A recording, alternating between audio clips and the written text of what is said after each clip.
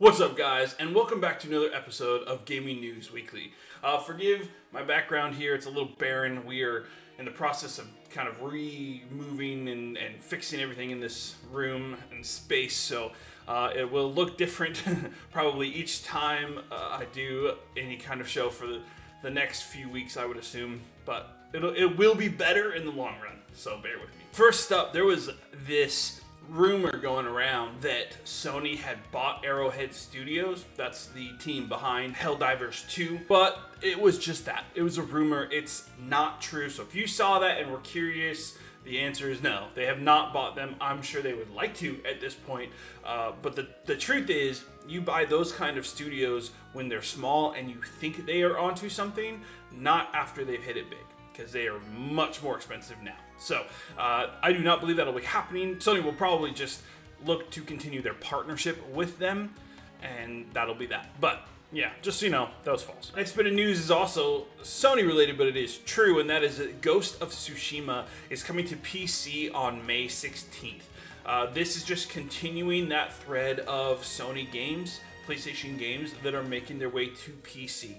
I think they are slowly learning as a company that PC is another avenue, another group of people to sell their games to, and it doesn't take away from their console exclusivity. So it's just an opening market. I think they're still going to have a lot of games that are not day and date, that a year later or whatever, and they'll just resell them there. And it seems to be working out so far for them. So, not a bad strategy. We'll see how long that lasts. But, yeah, but still cool. If you're a PC player, Ghost of Tsushima is a great game. And May 16th, it's all yours. All right, next up, this is just a cool little story. It's not a huge deal, but I just think it's important to share. As we've talked about all these layoffs, all these studio closures, all the things that are happening in the industry that are negative, we also need to highlight the positive, right? And Capcom, who's been having a tear over the last several years, Monster Hunter World, Street Fighter 6, now we got Dragon's Dogma 2, all these games that are just hitting it off for them, all the Resident Evil games, all the stuff. They have now increased salaries across the board and given bonuses to all of their teams. That's awesome, right? So if you're a game dev looking for somewhere to work, Capcom is probably not a bad place to be looking. Of course, that is in Japan, but cool thing to see a studio taking care of their people. That's awesome. Also, Unforetold Witchstone. It's a game we've mentioned on this channel before. It went into early access. They announced that they are stopping production. So they're not making enough money. They can't afford their teams.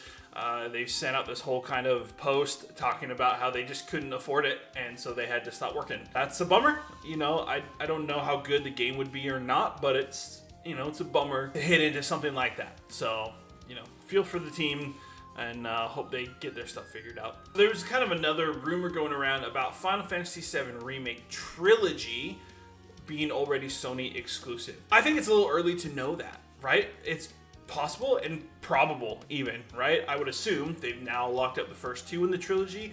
It's almost guaranteed that they're going to work on the third one exclusive, right? And probably let it, a few months or whatever, and then it goes to PC. Something like that. All right, the unfortunate truth in gaming is that you can't talk about games and their studios without having to mention stupid suits who have no idea what's going on or how the gaming world works. So WB says that after the failure of Suicide Squad, they want to leave behind the AAA model in favor of more mobile and live service games.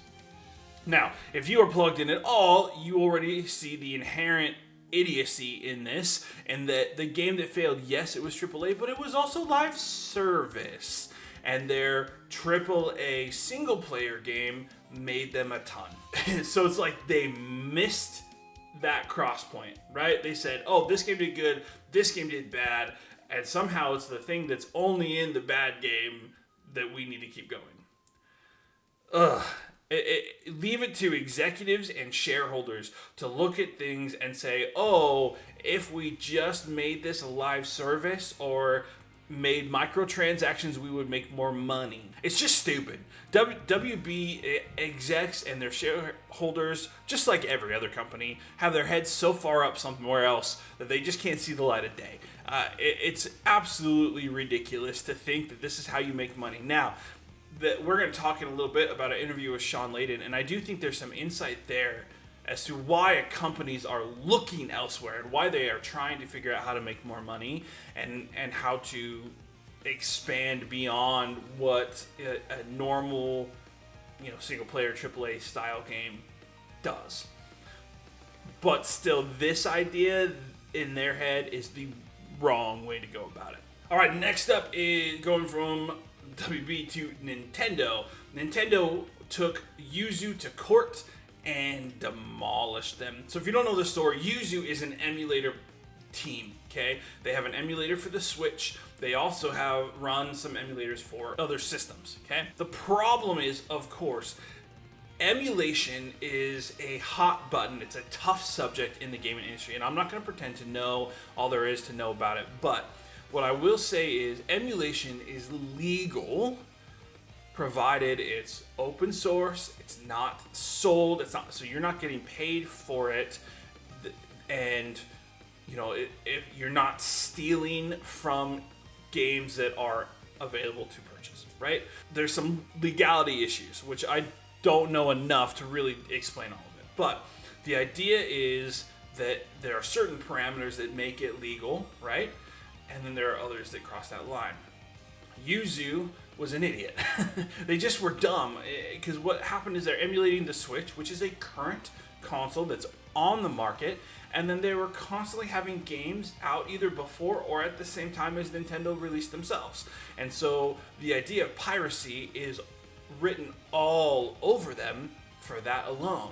And if they hadn't had a Patreon paywall where they were getting paid for this emulation service, they still might have gotten away with it. But because they wanted money and got money for this emulation, which the way they ran it is essentially piracy. Don't come at me with all of emulation as piracy. No, it's not. I don't believe that whatsoever. If I can't buy your game, there's no way for me to buy it, then it's not piracy. I'm not stealing. I can't buy it from you.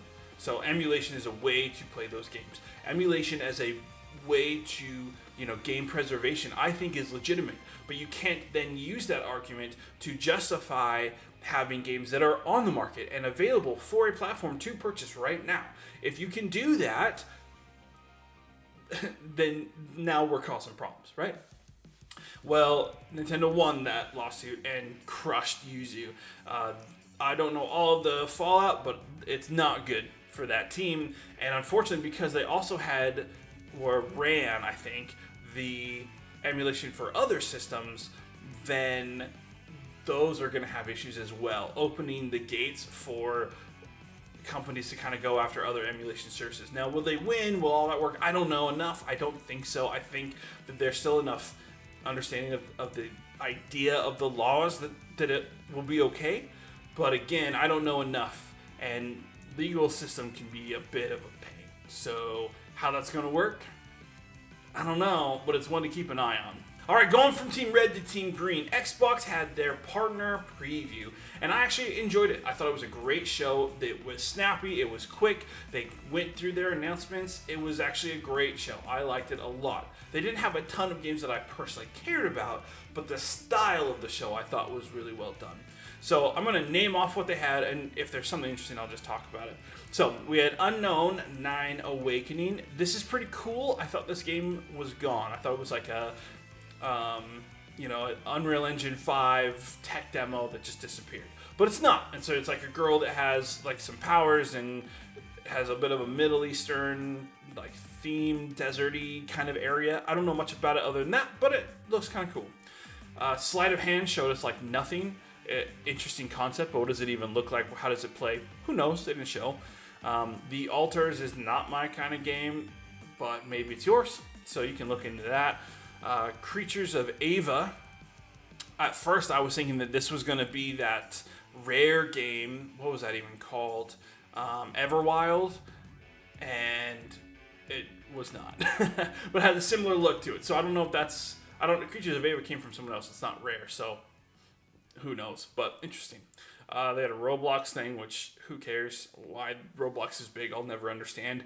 Sinking City 2. I know the team was super excited to announce that. That's not my style of game, so I don't play them, but, good for them. Final Fantasy 14, which we've known is coming to Xbox. They're kind of getting that ramp up going, so that's good. If you're a Final Fantasy fan, getting 14 on Xbox is good. Stalker, the original trilogy. It's kind of like a remaster. That got a shadow drop. That's cool. Monster Jam Showdown. Not my thing, but whatever. Persona 3 Reload got an expansion pass. We all kind of saw this coming, but essentially it's kind of like a music set and then some, clothing or aesthetic set, and then the Answer DLC, which we all kind of expected coming. But here's the deal, right? That is also coming with Game Pass. So if you're playing a game on Game Pass, like I am, then you just get that as part of it. It's still my plan. I don't know about you. It's my plan. I'm playing on Game Pass right now, kind of in between all the other myriad of amazing games that you can play right now. So I'm just kind of working my way through it. I do eventually want to buy it physically on the PlayStation, just because I want to support that team. And so I will get the physical eventually. But for now, it's great to have that opportunity in the midst of all these other games. I didn't have to buy it right away. I could play it on Game Pass. It's great. And so having the answer come is good. First, Berserker Kazan looks awesome. I am excited. I think this kind of like action-y, maybe like a Souls-like with a little bit more flashy action RPG type stuff. I don't know. It looks great. I think it looks super fun, and the aesthetic is super cool. I'm all over that one. That looks great. Tales of Kinzera Zao. I have talked about that a lot on this channel. I think this game looks incredible. I'm super excited for this one. It's coming in April, and I'm all over that one. We're going to have fun with that game. It's going to be good. Frostpunk 2 is coming in July, and that's going straight to Game Pass. So if you're into that style of game, Frostpunk is really good from what I hear. So the second one looks great. And then Kunitsugami Path of the Goddess is coming to Game Pass. It is different than I thought when we saw the original trailer however long ago it was. I actually don't know that this is going to be my cup of tea. It looks a little different. Almost like third-person action tower defense. Now, that's what I got from it. I could be wrong, but that was my understanding as they were talking about the game. So I don't know that is something that I'm interested in. But we'll see, right? We'll have to wait and see what it looks like. So, something to pay attention to if that looked up your alley. But again, that's coming to Game Pass. So if we're not sure, we can try it out and see what it's like. So yeah, they had a whole list of games there. I thought some were, there's only a few that I really personally care about, but there was a lot and they went through quickly. Pretty good show, I thought. So good job, Xbox. And then we got just a couple little things, and then I want to talk about Shawn Layden's interview. We're not going to delve into all the stuff. He went kind of deep into some things that I'm just not interested in. So we're just going to cover a little bit. But before we do, we got to say our respects. Akira Toriyama, the artist behind Dragon Ball and Dragon Quest and many, many, many other things, passed away at the age of 68. He was one of the greats. It's not my favorite art style, what he does, but Dragon Ball and Dragon Quest are, ones that came before and paved the way for a lot of other stuff that I do love. And so I think Toriyama is responsible for a lot of really good stuff. And it's really sad for his family. 68 is pretty young still. And that's tough. After that, we got an announcement, kind of an odd announcement for Tokyo Xanadu, a new project. Doesn't have a name, doesn't have a release date, didn't show anything, just kind of like a JPEG, and saying they're working on their new project. That's great. I don't know if you guys played it, but Tokyo Xanadu EX Plus, it came to PS4, it was on the Vita and stuff. I actually had a great time with that. Was it special or amazing? No, but it was fun. It was a good game. I enjoyed it, and would totally play another one like that. So, I'm hopeful, but how far away are we talking? How far into development are you? What does it even look like? who knows? So I'm glad they said they're working on a new project, but I just don't, too early to get your hopes up because you just have no idea what it's about. And then another good move amidst all the layoffs and stuff, Activision QA workers who have historically gotten the short end of the stick. They have now formed the largest gaming union at 600 strong. That is good news. These unions need to pop up. They have to protect the workers. And again, I know I've talked about unions on this show. Have your own opinion on them. They have good and bad parts to them. But the whole purpose of a union is to protect its workers. And in gaming right now, that is necessary more than ever. So forming a union there, I think, is really good. So we'll see what happens with all that. Hopefully the industry starts to change and people can be more stable there. But good for them forming that union. 600 strong is good. All right, and then we're going to kind of end the show on Shawn Layden's interview. He talked a lot about technology and the industry as a whole. But I think if you saw headlines, everyone kind of really focused on his line about $200 million games and how exclusivity is their Achilles heel, is the quote. He did say that, but I think that you have to look at the overall picture when he's talking. He's talking about the idea of trying to monetize something that is progressively getting more expensive.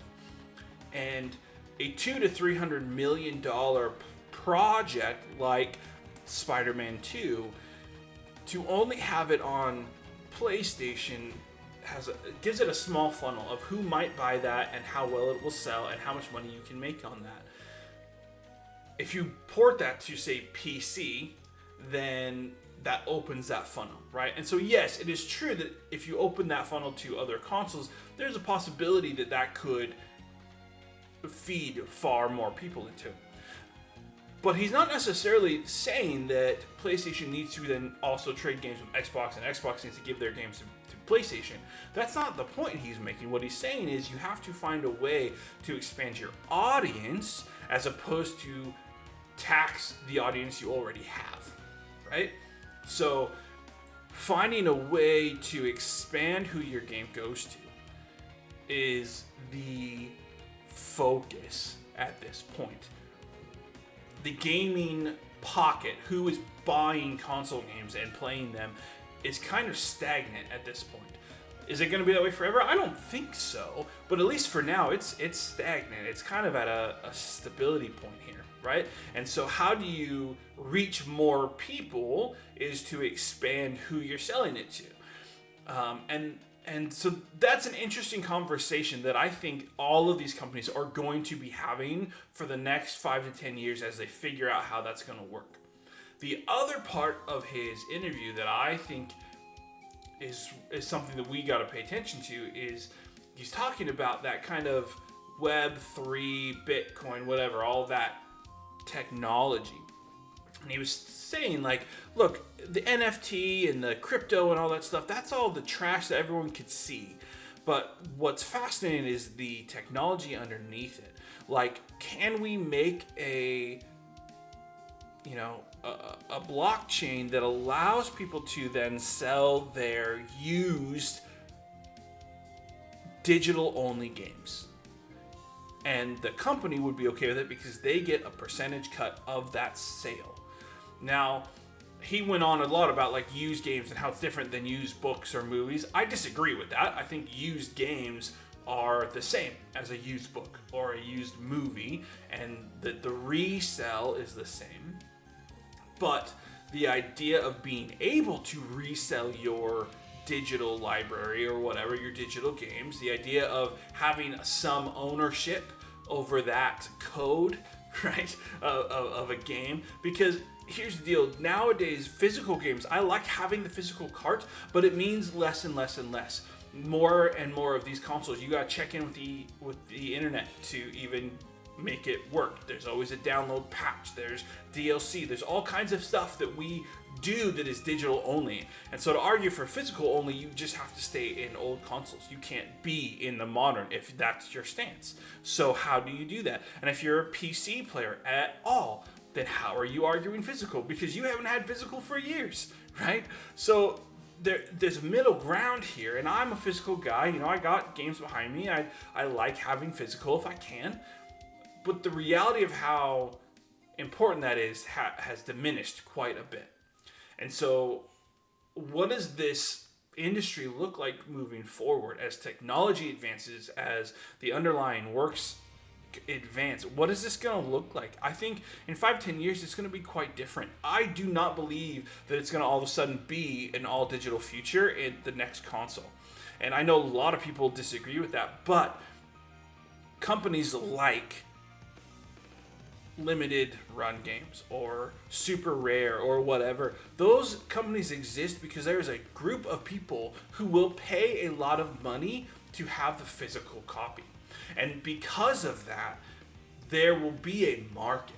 And I don't see Sony or Xbox or them wanting to completely get out of that while there's still something to be had there. As a business, there's still something to gain from having a physical option. So, I think Sony's newest iteration of the PS5 is the route that they will go, where you can get a disc drive and attach it if you want, but it's not standard with the console. That is probably more likely than an all digital, no physical option. I just don't think that's going to happen, because there are still people who go to Walmart and buy a game while they're there getting groceries. There are still people who will buy the collector's editions and whatever for hundreds of dollars to get the statue and the physical and all the things. So it's still a market to be tapped into, and that's going to be a part, but it is a diminishing part. And so then the digital piece of that puzzle is still going to be there, and what does that look like, and how do we manage that, and how does that market change as technology is developed? And I think it's going to be a lot. I think there's a lot that can change what it looks like in 5 years from what it looks like right now. And that'll be really interesting to watch, and something that we will keep an eye on here. Alright, and that's it for me. I hope you enjoyed the video, and if you did, make sure to hit the like button and hit the subscribe button if you're not already. Leave a comment down there below that like button. Tell me all about what you thought of the Xbox partner preview, or this Nintendo deal with Yuzu, or maybe if you read that Shawn Layden interview, what are your thoughts on all this technology, innovation, and change? It's an interesting time. And as always, thank you so much for watching, and good hunting.